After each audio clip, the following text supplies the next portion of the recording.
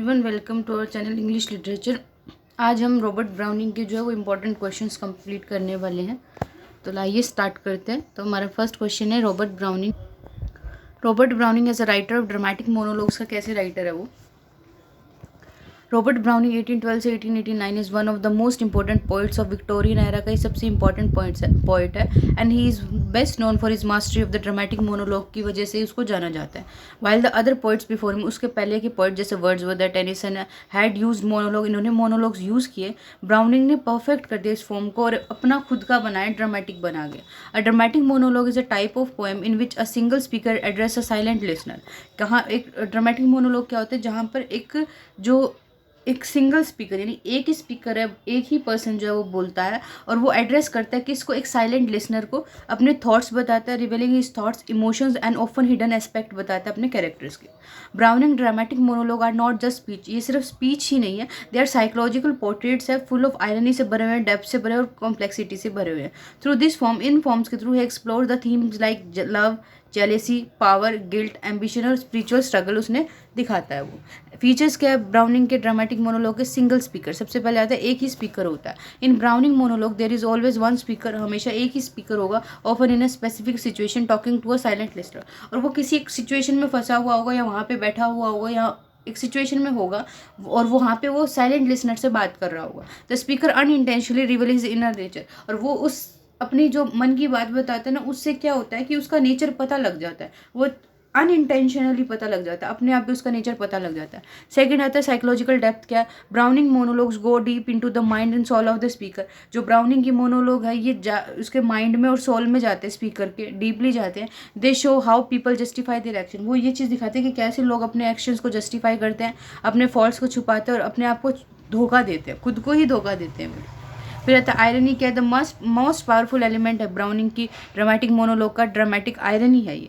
The speaker tries to present himself in a good light, में अपने आप को एक्सप्रेस करना चाहते हैं, but the poet let the reader see the truth behind the words. जो स्पीकर है वो अपने आप को एक अच्छा दिखाना चाहता है, लेकिन जो राइटर है, ब्राउनिंग है, पोइट है, उसने क्या कहा कि जो रीडर्स हैं वो देख सके कि असली सच्चाई क्या है उसके पीछे। फिर आता है एवरीडे लैंग्वेज, जो रियलिज्म का यूज़ किया गया, रोज की language. Browning uses conversational tone use किए ताकि लोगों को समझ आए वो क्या कहना चाह रहा है। ब्रोकन सेंटेंसेस को यूज़ किया, नेचुरल स्पीचेस पैटर्न को यूज़ किया। This make his character seem real and believable, और इससे कैरेक्टर उसका क्या हो गया, रियल लगने लगे और बिलीवेबल लगने लगे। फिर आता है मॉरल और फिलोसफिकल क्वेश्चंस। क्या, many of the Browning monologues deal with the ethical dilemmas से डील करते हैं या स्पिरिचुअल इशूज से, शोइंग कैसे पीपल जो स्ट्रगल करते हैं रियल लाइफ में मीनिंग ढूंढने के लिए कैसे स्ट्रगल करते हैं। मेजर एग्जाम्पल क्या ब्राउनिंग के मोनोलॉग के, माई लास्ट डचेस 1842 में।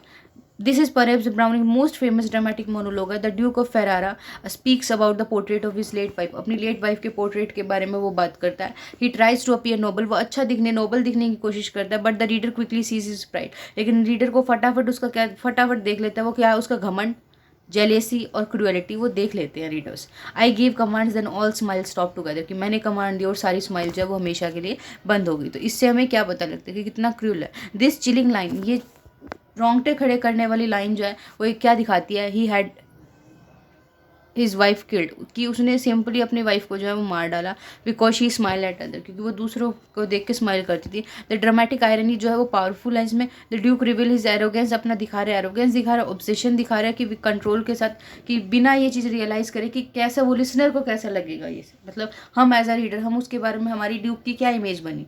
अपने आप में वो खुद को नोबल दिखा रहा है, खुद की पावर दिखा रहा है कि मैंने कर दिया उसके हमेशा के लिए, मैंने कमांड दी और हमेशा के लिए उसकी स्माइल बंद होगी। बट उससे पता क्या लग रहा है, हमें तो उसका पर्सपेक्टिव पता, उसका पता लग रहा है ना, वो साइकोलॉजिकल थिंकिंग उसकी पता लग रही है और उसका बिहेवियर, साइकोलॉजिकल बिहेवियर पता लग रहा है, क्रुएलिटी पता लग रही है, ये सब। The poem shows browning skill in revealing character through speech, और ये ब्राउनिंग का एक स्किल है, कैसे कि वो कैरेक्टर अपने बारे में बता रहे हैं, उससे ही हमें आइडिया लग जाता है कि कैरेक्टर क्या बोल रहा है, उसके कैसा कैरेक्टर है उसका। सेकेंड है प्रोफाइलिया लवर 1836 में आया। In this early dramatic monologues में the speaker strangle his lover, वो अपने लवर का क्या करता है, गला घोट देता है, Porphyria, so that he can keep her love for her, ताकि उसका प्यार जो है वो हमेशा के लिए रख सके। That moment she was mine, उस टाइम पे वो मेरी थी, fair, perfectly pure and good, बिल्कुल परफेक्ट और गुड थी। ये जो कितनी कामली ये बात बता रहे थे, काम tone the logical reasoning of the speaker make the act of murder even more disturbing. और इससे क्या हो रहा है, इसका एक्ट जो मर्डर है वो ज़्यादा डिस्टर्बिंग हो रहा है। Browning allow the speaker madness and twisted thinking to come through without any direct judgement. और ब्राउनिंग ये क्या कर रहा है, स्पीकर को अलाउ कर रहा है, उनकी मैडनेस दिखा रहा है कि कैसे बिना उसने कुछ सोचे समझे ऐसे ये काम कर दिया। The reader must interpret the truth from the speaker word, और ताकि लोग उसके समझ सके कि वो उसकी क्या साइकोलॉजिकल बिहेवियर था उस टाइम पे, क्या वो सोच रहा था, क्या उसके मन में चल रहा था, वो सब चीज़ें देख सकें। ये एंड्रिया वाली आपके एमए के सिलेबस में नहीं है, तो आप चाहें तो इसे स्किप कर सकते हैं, ठीक है। ये बिशप वाली भी नहीं है। फिर है रेबी बेन एजरा 1864, ये आपके सिलेबस में है। Although more philosophical the poem also takes the form of a dramatic monologue की फॉर्म लेता है। द स्पीकर एक ओल्ड जूइश स्कॉलर था, reflect on life, faith and ageing. ये लाइफ पे बता रहा है, विश्वास पे बता रहा है, और एजिंग पे ये रिफ्लेक्ट करता है अपने व्यूज। ब्राउनिंग ने यूज़ किया इस पोएम को एक स्पिरिचुअल ऑप्टिमिज्म दिखाने के लिए। Grow old along with me, the best is yet to be, कि मेरे साथ बूढ़े हो, जो अच्छा होना है ना वो अभी बाकी है। This poem shows the higher purpose दिखा रहा है सफरिंग का और इम्परफेक्शन का, making it different from dark monologue जैसे माय लास्ट डचेस है, इनसे अलग बनाता है इसको। ब्राउनिंग कंट्रीब्यूशन क्या है फॉर्म में, Browning did not invent the dramatic monologue, उसने इन्वेंट नहीं किया, but he developed it into a powerful artistic tool में उसने डेवलप किया। He used it to enter the minds of historical fiction and symbolic character. वो historical fictional और symbolic characters के through इनमें चीज़ों को दिखाने की कोशिश करता था। He gave voice to criminal, उसने criminal, artist, lover, religious figure सबको voice the, showing the variety of human experience, ताकि वो अलग अलग उनकी जो मन में चल रहा होता है ना अलग अलग पर्सन के, वो बता सके। What makes Browning special is his detachment as a poet. और ब्राउनिंग को सबसे स्पेशल क्या बनाता है कि उसकी डिटैचमेंट है पोइट की तरह। ही नेवर डायरेक्टली जजेस हिज स्पीकर, उसने कभी भी जो है वो अपने स्पीकर को डायरेक्टली जज नहीं किया। Instead he let them speak for themselves, उसने अलाउ किया था कि वो अपने आप के बारे में बोल सके। Trust the reader to see through the break, और ये रीडर्स पे छोड़ दिया कि वो किस तरीके से उस चीज़ को इंटरप्रेट करेंगे। फिर आता है हमारे पास Robert Langbaum, a well known critic, wrote क्या लिखता है, the strength of Browning dramatic monologues lie in the tension between sympathy और जजमेंट के बीच की जो टेंशन है उसी बीच में उसकी स्ट्रेंथ लाई करती है। Langbaum believe the Browning allow us to enter the mind of speaker, कि हमें स्पीकर में माइंड में जाने का अलाउ करता है, even when the speaker is morally wrong, चाहे स्पीकर गलत ही क्यों ना हो। दिस मेक द रीडर दोनों एंगेज और अनकंफर्टेबल, एक यूनिक अचीवमेंट है ये बनाता है। फिर आता है हेरोल्ड ब्लूम क्या कहता है कि Browning genius lie is in an ability to make us hear the voice of soul talking to itself, कि ब्राउनिंग की जो जीनियस है वो हमें क्या अलाउ करती है कि जो सोल अपने आप में बात कर रही है ना उसको भी हम सुन सकते हैं। This comment highlight how browning uses the dramatic monologue not just for story telling के लिए नहीं, बट साइकोलॉजिकल रिवलाइजेशन के बारे में भी उसने बताया कि सामने वाले के दिमाग में चल क्या रहा है वो चीज़ बताने के लिए भी उसने अपने इसका ड्रामेटिक मोनोलॉग का यूज़ किया। कंक्लूजन में आते हैं, Robert Browning is rightly considered the master of dramatic monologue का मास्टर कहा जाता है। He use to explore the hidden corners of human mind, के जो हिडन कॉर्नर्स होते हैं उनके बारे में बताता है, अपने कैरेक्टर को लाइफ देता है इंटेंसिटी और कॉम्प्लेक्सिटी के साथ। इस poem do not offer easy answer but invite reader to think, जज एंड रिफ्लेक्ट। उसकी जो पोएम्स है वो ऐसा नहीं है कि मेरा ये कहना है और ये इस अकॉर्डिंग हो, ये रीडर्स को अलाउ करता है कि वो खुद के अकॉर्डिंग क्या समझना चाहे, क्या समझ सके। अब यहाँ पे जैसे माय लास्ट रचीज है उसमें दो रीडर्स होते हैं, एक पर्सन तो ये कहेगा कि सही है, वो हर किसी को मतलब वो ड्यूक को स्पेशल नहीं मानती थी, सबको बराबर ट्रीट करती थी तो सही है, उसने सही करा। और दूसरा कहेगा कि कितना ये उसने गलत किया, ये कोई तरीका, तो वो रीडर्स पे डिपेंड करते हैं कि वो उसको किस तरह से लेंगे। Browning dramatic monologue are not just only artistic masterpiece नहीं है बट एक फिलोसफिकल और साइकोलॉजिकल डॉक्यूमेंट भी है। They continue to fascinate reader को, वो फैसिनेट करने की कोशिश करते हैं स्कॉलर फॉर देयर रियलिज्म के लिए irony and emotional power. Through this unique form के थ्रू ब्राउनिंग ने इंग्लिश पोइट्री को एक नई voice the, introspective, dramatic and intensely human ये फॉर्म दी। नेक्स्ट आता है हमारा ऑब्सक्यूरिटी इन रॉबर्ट ब्राउनिंग पोइट्री में। ये भी हमारा इंपॉर्टेंट क्वेश्चन है, ऑप्टिमिज्म का भी इंपॉर्टेंट है। ये लास्ट के चारों क्वेश्चन इंपॉर्टेंट, इनमें से एक जरूर आएगा और एक क्रिटिकल एप्रिसिएशन आएगा किसी भी पोएम का। रॉबर्ट ब्राउनिंग 1812 से 1889 is one of the greatest Victorian poet non his, जो अपने ड्रामेटिक मोनोलॉग्स के लिए जाना जाता है, इंटेलेक्चुअल डेप्थ के लिए और साइकोलॉजिकल इंसाइट के लिए। However many readers and critic have noted his poetry is often obscure और डिफिकल्ट टू अंडरस्टैंड। कईयों को ये लगता है कि जैसे उसकी पोएम जो वो ऑब्सक्योर है, मतलब क्लियर नहीं है और समझने में मुश्किल है, डिफिकल्ट है। This obscurity has been both praised as a mark of intellectual richness and criticise as a barrier to enjoyment. और ये ऑब्सक्यूरिटी है ना जो, ये दो तरीके से मानी गई है। एक तो कह रहे हैं कि ये इंटेलेक्चुअली रिच है, दूसरे यूँ कह रहे हैं कि नहीं ये एंजॉय नहीं करने दे रही पोएम्स को। The obscurity in Browning poem comes from many element, बहुत सारे एलिमेंट्स आती हैं। हिज कॉम्प्लेक्स लैंग्वेज, उसकी लैंग्वेज से, अनयूजुअल सिंटेक्स का यूज़ किया, एब्रप्ट बिगिनिंग, शुरुआत अजीब सी है, अनफेमिलियर रेफरेंस ले रखे जो किसी को पता नहीं है, फिलोसफिकल आइडियाज, ड्रामेटिक फॉर्म। तो इन सब चीज़ों की वजह से वो ऑब्सक्यूरिटी क्रिएट हो जाती है, यानी चीज़ें क्लियर नहीं है। Yet behind this difficulty lies a deep engagement with soul. लेकिन इस सब के बावजूद भी क्या है, एक डीप एंगेजमेंट है किसके साथ, ह्यूमन सोल के साथ, मॉरल स्ट्रगल के साथ और स्पिरिचुअल क्वेश्चंस के साथ। फिर आता है abrupt beginning and lack of context, अचानक से बिगनिंग होती है और कंटेक्स्ट नहीं है कुछ। One of the most common reason for the Browning obscurity is the way his poem start in the middle of a situation, कि वो कहीं भी एक सिचुएशन के मिडल में उसकी पोएम्स जो है वो शुरू हो जाती है बिना किसी बैकग्राउंड के। This specially seen is dramatic monologues में उसके देखा जाता है, जहाँ पे स्पीकर ऑफन रेफर्स टू, जहाँ स्पीकर जो पास्ट इवेंट्स को रेफर करता है, पीपल को या इमोशन को, बिना कोई एक्सप्लेन करे कि वो था कौन, क्या था क्या नहीं था। For example, in My Last Duchess, the poem कहाँ से शुरू होती है, that's My Last Duchess painted on the wall looking as if she were alive. अभी ये नहीं पता इस स्टार्टिंग लाइन से कि वो जिंदा है, जिंदा तो पता है, मतलब ये नहीं पता कि वो मरी, कब मरी, कैसे हुआ, कैसे हुआ। तो ये क्या करे कि जो लास्ट डचेस है जो दीवार पे पेंट करी गई है, ये इस तरीके से दिख रही है जैसे कि वो जिंदा हो। The reader has no idea who the speaker, उसे ये नहीं पता कि कौन बात कर रहा है, हु द डचेस, डचेस कौन थी, क्या हुआ था, जबकि धीरे धीरे डिटेल जब तक पता नहीं लगी तब तक रीडर्स को नहीं पता। दिस क्रिएट कन्फ्यूजन क्रिएट करता है, बट एक ड्रामेटिक टेंशन भी क्रिएट करता है। फिर आता है compress in elusive language. Browning poetries often dense होती है, विद द कंप्रेस स्टाइल होता है। He packs a lot of meaning into few lines, थोड़ी सी लाइन में वो बहुत ज़्यादा मीनिंग पैक करता है। Often use elliptical expression use करता है, leaving out words that reader must mentally supply. Moreover he frequently allude to history, art, science, foreign literature, इन सब पे भी जाता है, assuming the reader will understand, ये समझ के कि रीडर जो है वो समझे। ये एंड्रा डी साल्टो वाली हमारी है नहीं, तो अब आता अनफेमिलियर और आर्किक वोकेबलरी की, जो वोकेबलरी हमने नहीं कॉमन यूज़ में वो। ब्राउनिंग ऑफन यूज रेयर और फॉरेन और आर्किक वर्ड्स यूज़ किए which can make his poem hard to follow, कि समझने में दिक्कत करती है उसकी पोएम्स को। Sometime he borrowed word from Latin, Italian और Greek, specially in historian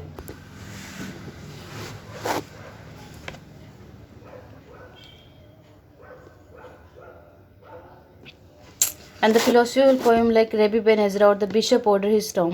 For example, the bishop order his tomb, the bishop speak एक mixture religious classical terms का वो mixture बताता है। And see my oak tree, I forgot the name of that old forest on Mount Lebanon, thrust out it boughs this way। बिना historical और biblical knowledge के reader struggle होते हैं, उनको समझ नहीं आता कि ये किस बारे में बात करे या क्या सिम्बोलिज्म है इसका। फिर आता है फिलोसफिकल और मॉरल कॉम्प्लेक्सिटी क्या है। ब्राउनिंग पोइट्री जो ऑफन फिलोसफिकल है, डीलिंग विद द गुड और इविल से वो बात करे, डाउट एंड फेथ से, लव और सिन से। He does not offer easy answer को ऑफर नहीं करते, इंस्टेड ही प्रेजेंट कॉन्फ्लिक्टेड माइंड्स को शो करे, समटाइम अनरिलायबल है और मॉरली एम्बिगुअस है। द आइडियाज और कॉम्प्लेक्स है, ऑफन एक्सप्रेस थ्रू डायरेक्ट और इनडायरेक्ट सिम्बॉलिक लैंग्वेज के थ्रू ये ऑफर करे जाते हैं। इन रैबी बेन एजरा में the speaker talks about the soul growth through suffering के थ्रू, इसने कि क्या सोल की ग्रोथ होती है, यानी आत्मा की ग्रोथ होती है, किसकी सफरिंग के थ्रू ही ग्रोथ होती है। Then welcome each rebuff that turns earth smoothness rough. तो ये क्या कह रहा है यहाँ, सच लाइन इंटेलेक्चुअली प्रोफाउंड है बट रिक्वायर केयरफुल रीडिंग चाहिए और इंटरप्रिटेशन चाहिए। फिर आता है साइकोलॉजिकल रियलिज्म और आयरनी क्या। Browning character often reveal themselves without knowing it, कि उनको ये नहीं पता कि ड्रामेटिक आयरनी कहाँ क्रिएट होगी, कैसे होगी। The poet does not explain और जज देम, पोइट जो उनको एक्सप्लेन नहीं करता, जज नहीं करता। He lets their words show their character, वो ये दिखाता है कि जो उनके वर्ड्स है वही उनका कैरेक्टर दिखा रहे। This makes the poem psychologically, ये पोएम को जो साइकोलॉजिकली रिच बनाता है बट ऑल्सो मोर चैलेंजिंग भी बनाता है।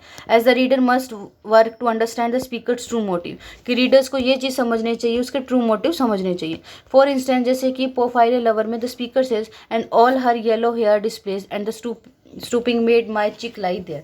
ये डिस्क्राइब करे कैसे कि पोफाइरिया उसको प्यार करती है but later strangle her with her own hair, बाद में उसका वो खुद के ही बालों से गला घोट देता है, ये मान के that he is preserving the moment, कि वो इस मोमेंट को जो है वो प्रिजर्व कर रहा है। The irony and the madness are subtle है, नॉट डायरेक्टली स्टार्टेड नहीं है, जो कि पोएम को एक ऑब्सक्यूरिटी देते हैं।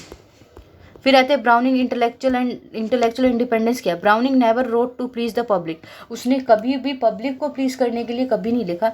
ही सेड, उसने एक बार क्या कहा, I write for the future not the present, कि मैं प्रेजेंट के लिए नहीं लिखता, मैं फ्यूचर के लिए लिखता हूँ ताकि आगे आने वाले रीडर्स जो उस चीज़ को समझे। He expected he reader to work hard and think deeply. वो क्या कर रहा है, वो अपने रीडर्स को ये एक्सपेक्ट करता है कि वो सोचे और डीपली सोचे इस चीज़ के बारे में, रेदर देन इंजॉय इजी और लिरिकल वर्ड्स, कि वो सिर्फ एक इंजॉय ना करे उस लिरिक वर्ड्स को, वो उस चीज़ को समझे। This confidence in his intellectual audience is admirable. और ये जो उसका कॉन्फिडेंस है कि आगे आने वाले जो है वो सन को समझेंगे। But it also explain why many of his poems were misunderstood in his own time. लेकिन ये भी एक्सप्लेन करते हैं कि क्यों उसकी बहुत सारी पोइम्स को मिसअंडरस्टूड किया गया उसी के टाइम पीरियड में। फिर आता है critical comment. T S Eliot a modernist poet commented, क्या लिखते हैं वो, Browning's obscurity is not due to muddle thinking की वजह से, कंफ्यूज थिंकिंग की वजह से नहीं है, but to thinking that is too rapid for the ordinary readers. लेकिन उस थिंकिंग की वजह से जो कॉमन रीडर्स के लिए बहुत मुश्किल है सोचना। Eliot shows Browning difficulty as a result of intellectual energy की तरह, नॉट कन्फ्यूजन नहीं है। He admired Browning's ability to show the inner working and the mind in motion में। फिर आता है George Saintsbury, a Victorian critic, क्या लिखते हैं, Browning's obscurity is the price paid for originality and power. Browning की जो ऑब्सक्यूरिटी है यही प्राइस है जो ओरिजिनलिटी और पावर के लिए पे किया गया। उसका ये मानना था कि ब्राउनिंग की boldness and complexity made him less popular but more rewarding for serious readers. लेकिन ये बोल्डनेस और कॉम्प्लेक्सिटी की वजह से ही रॉबर्ट ब्राउनिंग कम पॉपुलर था, लेकिन ये जो सीरियस रीडर है उनकी नज़रों में ये बहुत इंपॉर्टेंट था ब्राउनिंग। अब है, was Browning proud of his obscurity की, क्या उसको सच में उसका घमंड था, मतलब प्राउड था उस चीज़ के लिए। Browning was aware that some people found his poetry difficult. Browning को ये चीज़ पता थी कि कुछ लोग जो है उसकी पोइट्री को डिफिकल्ट मानेंगे। In fact he once jokingly said, एक बार उसने क्या कहा, I only understand my poetry after I have read it twice, कि मैंने मेरी पोइट्री भी तब समझ आई मुझे जब मैंने कम से कम उसको 2 बार पढ़ा। This shows he did not aim to confuse reader. इसका ये क्या मतलब था कि वो रीडर्स को कन्फ्यूज नहीं करना चाह रहा था, but he does not believe in simplifying his thought for popularity. पर वो ये भी नहीं चाहता था कि सिर्फ पॉपुलर हो उसकी, ताकि कॉमन लोग पढ़ पाए और पॉपुलर हो, इसलिए वो अपने थॉट्स को सिंप्लीफाई कर दे। He wanted reader who would engage with his work intellectually and emotionally. वो एक्चुअल में ऐसी ऑडियंस चाहता था जो उस पर मेहनत करे, उसको पढ़ने के लिए मेहनत करे। अब कंक्लूजन क्या आता है, Robert Browning poetry is often called obscure, कहा जाता है इसको क्यों, but this obscurity comes from richness not confusion. ये ऑब्सक्यूरिटी जो रिचनेस से आती, कन्फ्यूजन से नहीं आती। His use of compress language, philosophical themes, historical allusion and dramatic monologue, ये एक रिक्वायर्ड एफर्ट बनाते हैं, बट रिवॉर्ड करेंगे रीडर को जिसमें डीप इंसाइट होगा, ह्यूमन साइकोलॉजी होगा और स्पिरिचुअल ट्रूथ होगा। ब्राउनिंग ने चैलेंज किया रीडर को ये समझने के लिए और इंटरप्रेट करने के लिए और रिफ्लेक्ट करने के लिए, making his poetry a lasting intellectual experience है। हिज ऑब्सक्यूरिटी में भी a barrier to casual reader के लिए बैरियर है, but for those willing to engage with his work it offers a world of complexity, depth and meaning show करता है। उसके बाद आता है love does not bind rather it liberates with reference to Browning dramatic person, कि जो प्यार है वो बांधता नहीं है बल्कि वो आज़ाद करता है। ये क्या स्टेटमेंट कैसे सही है ये बताओ। Robert Browning, one of the finest Victorian poet, explored love not as a romantic ideal नहीं दिखाया बट एक पावरफुल और ट्रांसफॉर्मिंग फोर्स दिखाया इसने। थ्रू इज ड्रामेटिक मोनोलॉग्स के through Browning created a powerful speaker, create किए lover, killer, husbands and mystics वो express various shade of love, जो अलग अलग तरीके के शेड्स दिखाते, कोई ऑब्सेसिव है, कोई आइडियलिस्टिक है, कोई स्पिरिचुअल है, कोई लिबरेटिव है, ठीक है। While many of the Browning character fails to understand true love, बहुत सारे कैरेक्टर उसका ट्रू लव को समझ नहीं पाए। Browning himself seem to suggest that real love is not about possession और कंट्रोल, कि वो क्या कहता है कि रियल लव का मतलब ये नहीं है कि किसी को पजेस किया जाए या कंट्रोल किया जाए, इट इज़ अबाउट, इसका मतलब है कि उसको फ्रीडम दे दी जाए, स्पिरिचुअल कनेक्शन हो, पर्सनल ग्रोथ हो। His character however often make mistake love for ownership, उसके कैरेक्टर ये मानते हैं कि लव जो है वो ओनरशिप की तरह गलत फहमी में आ जाते हैं, कि लव को का मतलब ही ये होता है कि दूसरे पर हक होना, which leads to tragedy and emotional suffering, और लास्ट में क्या होता है उससे ट्रेजिडी होती है और इमोशनल सफरिंग होती है।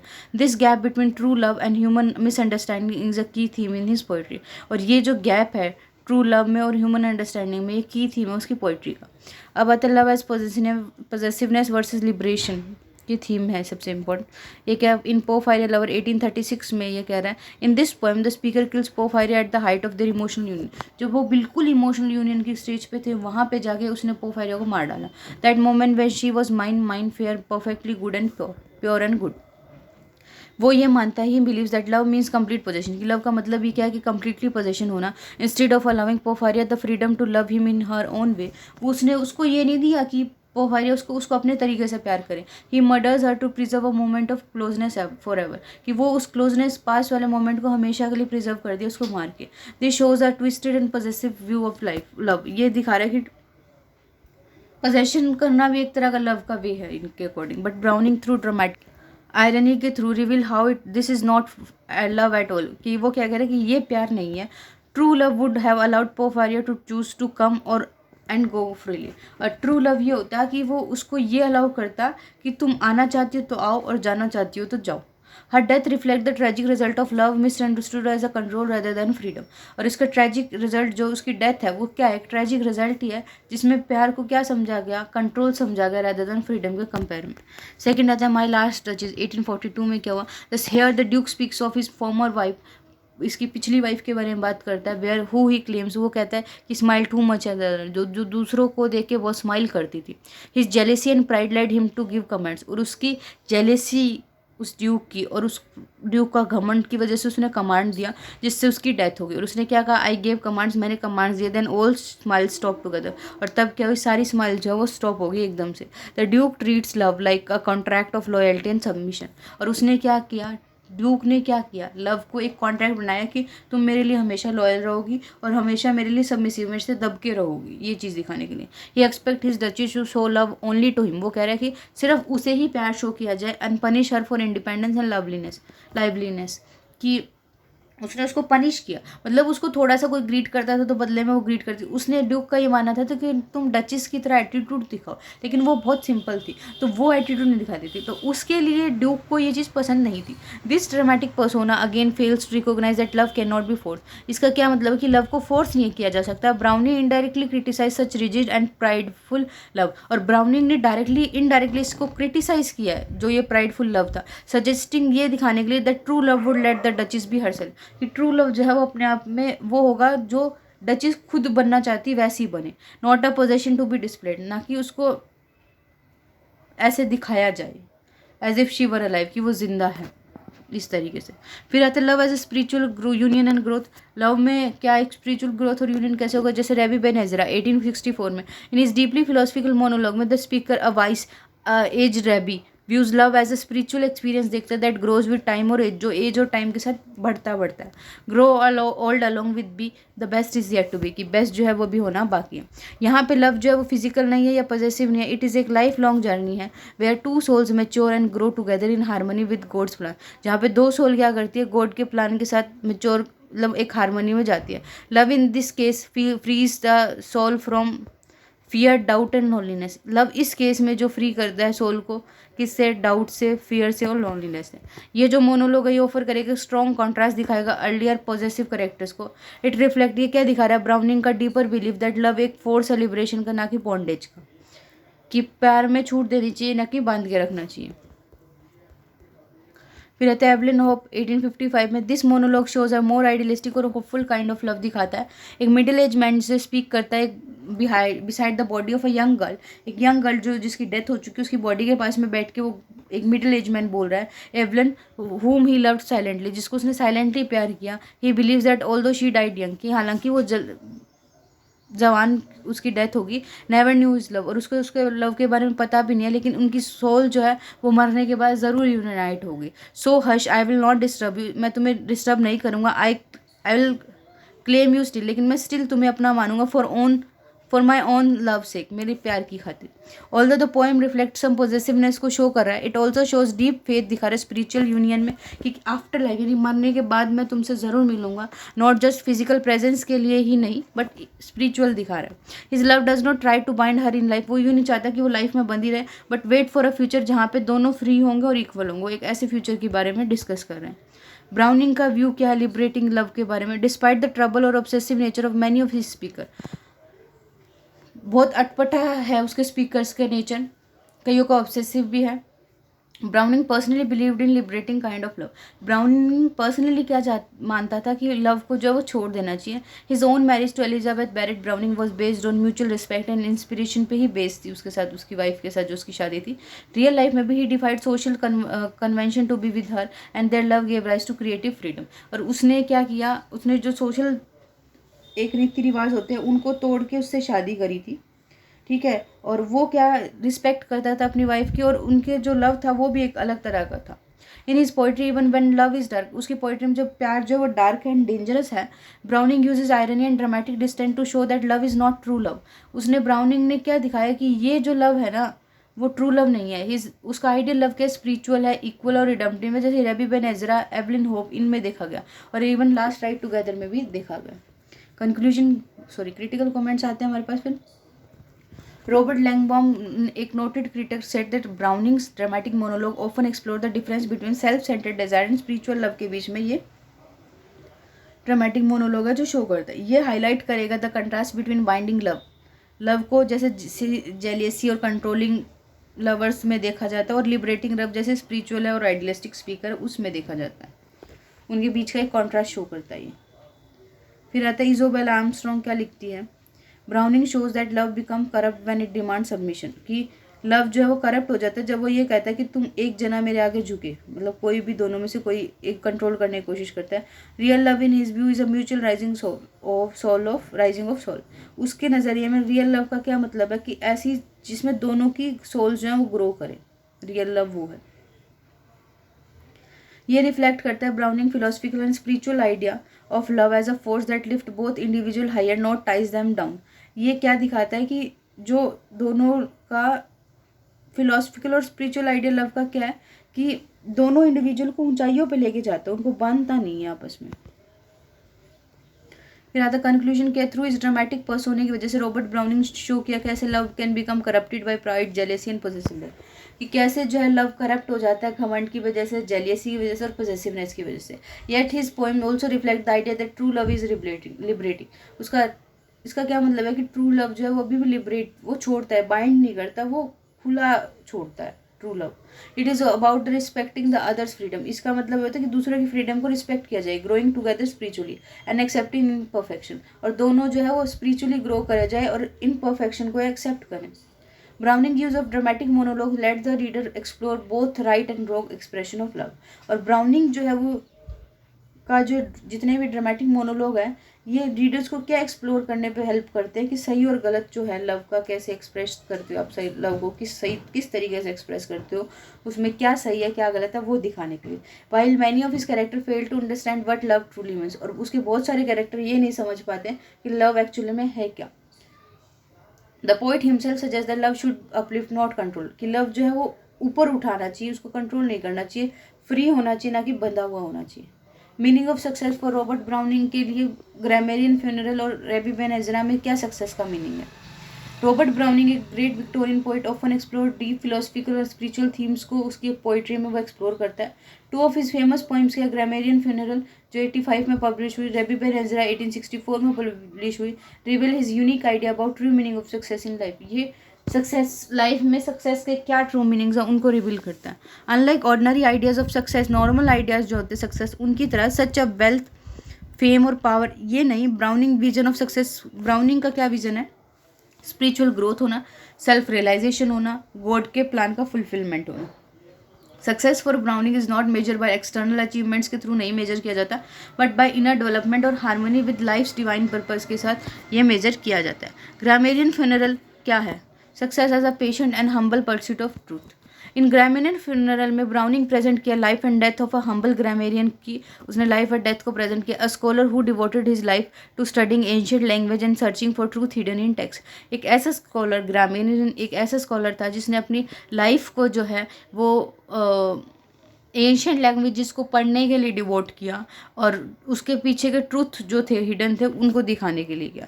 ये ग्रामेरियन वर्क जो है वो क्वाइट था, स्लो था, अनरिकॉग्नाइज था वर्ल्ड के थ्रू, येट ब्राउनिंग रिस्पेक्ट अपने पेशेंट्स को रिस्पेक्ट करता है, respect this patient labour, suggesting that true success lied not in public recognisation but in dedication to worthy cause.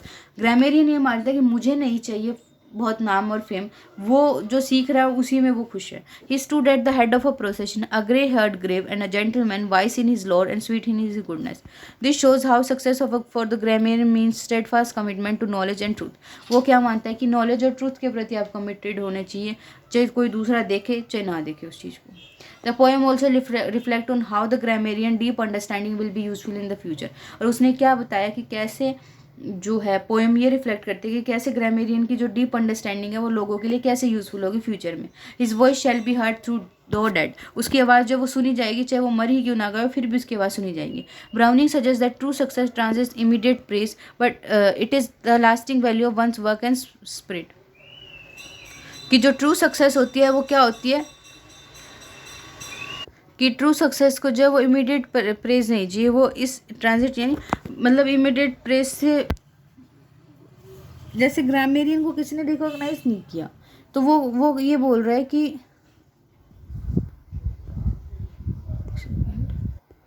True success जो है वो इमीडिएट की प्रेज के परे है, ये एक लास्टिंग वैल्यू दिखाते हैं किसी के काम की। फ्यूनरल प्रोसेशन इमेजरी सिंबलाइज करेगा रिस्पेक्ट फॉर सोल के लिए हु हैज़ लिव्ड मीनिंगफुली, जो जिसने मीनिंगफुली जिया इवन विदाउट फेम और फॉर्चून के, बिना किसी किस्मत के, बिना किसी नाम के। Success is thus measured by the inner integrity and perseverance in one's work, कि उसने कितना लगातार किसी काम को कराना वो उसकी सक्सेस है, रैदर देन किसी ने उसको रिकॉग्नाइज किया नहीं किया उसके कंपेयर में। फिर आती Rabbi Ben Ezra successful as a spiritual growth and joy in life. In Rabbi Ben Ezra Browning offer a philosophical meditation दिखा रहा है उन लाइफ मीनिंग पे, एजिंग एंड सक्सेस पे। The poem is voiced by Rabbi Ben Ezra के द्वारा voice करी गई है। 12th सेंचुरी जूइश फिलोसफर था और मिस्टिक था। अनलाइक कॉमन व्यूज की तरह नहीं that sees old age as a decline, जो ओल्ड एज को यूँ देखते कि अब तो डिक्लाइन की तरफ हम जा रहे हैं, बुढ़ापा आ गया। The rabbi welcomes growing older, rabbi जो कह रहा है वो वेलकम कर रहा है, जितना वो बूढ़ा होगा उतना ही ज़्यादा स्पिरिचुअल इंसाइट और फुलफिलमेंट उसकी लाइफ का मतलब कंप्लीट हो जाएगा, मतलब ठीक है। उसने क्या grow old along with me the best is yet to be, कि लव जो बेस्ट जो है वो अभी आना बाकी है। Here success is not about early achievements के बारे में नहीं है बट मैच्योरिंग ग्रेसफुली, कि कितना ग्रेसफुली कोई इंसान मैच्योर होता है, ग्रोइंग भगवान के पास उतना ही ज़्यादा जाता है, क्लोजर जाता है, and understanding life ultimate purpose, और लाइफ का अल्टीमेट पर्पस क्या है वो समझता है। The rabbi believes that life hardship are necessary step to success, और रैबी ये बिलीव करता है कि लाइफ की जो हार्डशिप है वो एक नेसेसरी स्टेप है सक्सेस के लिए। What I aspire to be and what was not comforts me, कि जो मैंने एस्पायर किया था और जो नहीं करा था वो मुझे कंफर्ट करता है। He accept his failure as a part of divine plan that leads to higher wisdom, वो क्या कह रहा है कि जो फेलियर भी है उससे भी मैंने कुछ ना कुछ सीखा है। Success involve trusting God's will, success का मतलब कि आपकी गॉड की विल को आप समझो और हर स्टेज में खुशी ढूंढो, जो आपको मिल रहा है उसमें खुश रहो।